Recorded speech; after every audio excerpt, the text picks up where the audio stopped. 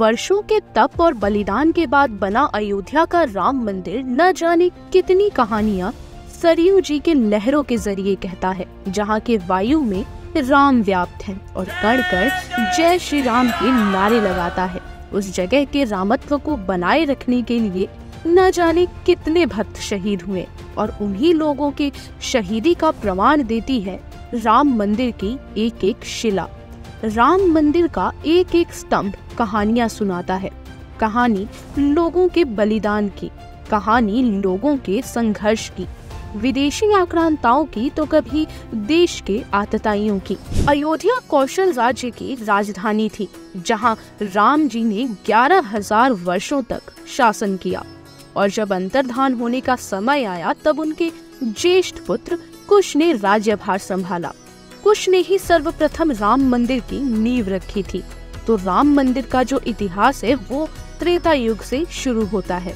इसके बाद कई राजा आए और उन्होंने मंदिर की देखभाल और रक्षा की। फिर आगे चलकर कलयुग में सम्राट विक्रमादित्य ने इसका पुनर्निर्माण कराया था।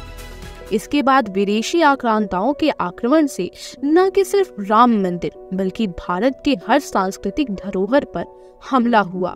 सोमनाथ, काशी, मथुरा, अयोध्या सभी को तबाह कर दिया गया। खून की नदियां बहाई गईं। सन 1528 में बाबर के सेनापति मीर बांकी ने राम मंदिर को पूरी तरह ध्वस्त करके वहां विवादित ढांचा बना दिया और उसका नाम दिया मस्जिदे जन्मस्थान, यानी कि खुद वो भी उसे राम की ही भूमि मानते थे। राम के अस्तित्व पर सवाल तो अपने लोगों ने उठाया था। आगे चलकर विवादित ढांचे को बाबरी मस्जिद के नाम से जाना जाने लगा। जन्मभूमि को वापस पाने के लिए और राम लल्ला को पुनः विराजित करने के लिए लगभग 74 युद्ध लड़े गए और उनमें लाखों हिंदू शहीद हो गए।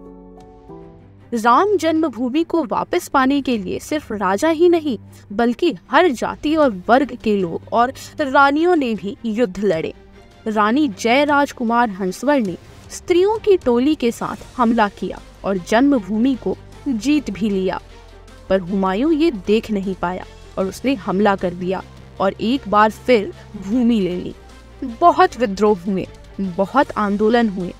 इस विद्रोह और इससे हो रही अराजकता से डरकर अकबर, शाहजहां और जहांगीर ने अपने अपने शासन काल में एक छोटा सा चबूतरा राम जी के लिए बनवा दिया और उन्हें ढांचे के बाहर विराजित कर दिया। इसके बाद औरंगजेब ने अपने शासनकाल में उसे भी तोड़वा दिया। सन 1813 में जब अंग्रेज सरकार के सामने ये बात रखी गई तब जांच में पता चला कि ढांचे के आसपास हिंदू मंदिरों का वास्तु था।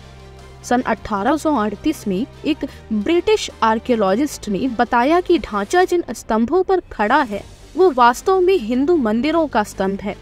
राम मंदिर का विवाद चलता रहा। जब 1947 में भारत आजाद हुआ तब लोगों के मन में नई उम्मीद जग गई कि सालों बाद आजाद हुए हैं, अब तो राम आएंगे। पर सरकार ने मंदिर के लिए कुछ नहीं किया। 23 दिसंबर 1949 में ढांचे के अंदर अचानक रामलला प्रकट हो गए, जिसके बाद लोग उनके दर्शन को आतुर होने लगे। लेकिन उस समय तत्कालीन प्रधानमंत्री श्री जवाहरलाल नेहरू ने वहां से विग्रह को हटाने का आदेश दे दिया और साथ ही प्रशासन को ये भी आदेश दिया कि जरूरत पड़ने पर बल का प्रयोग भी किया जाए। तब वहां के मौजूदा कलेक्टर ने मना कर दिया कि इतना बड़ा नरसंहार वो नहीं करेंगे। इसका परिणाम ये हुआ कि विग्रह को वहां से नहीं हटाया गया, पर उस स्थान पर ताला लगा दिया गया। जब मामला कोर्ट में पहुंचा तब तथाकथित सेक्युलर्स राम और जन्मभूमि का प्रमाण मांगने लगे। सन 1984 में राम जन्मभूमि के लिए आंदोलन की शुरुआत हुई। देश भर में राम जानकी की रथ यात्राएं निकाली गईं।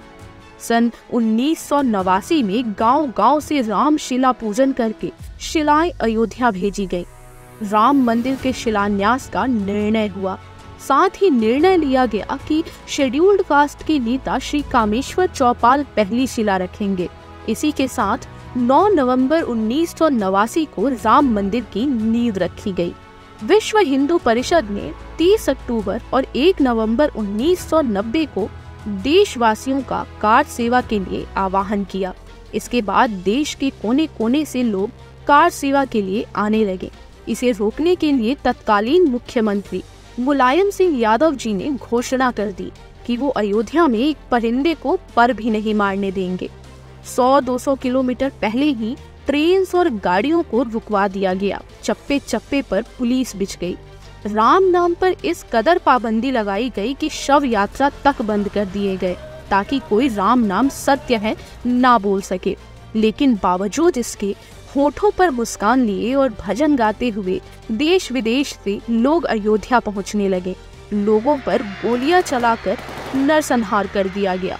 बावजूद इसके जो लोग बच गए उन्होंने ढांचे पर भगवा फहरा दिया।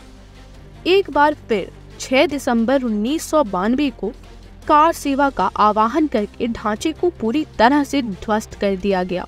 मामला कोर्ट तक पहुंचा और विवाद जारी रहा।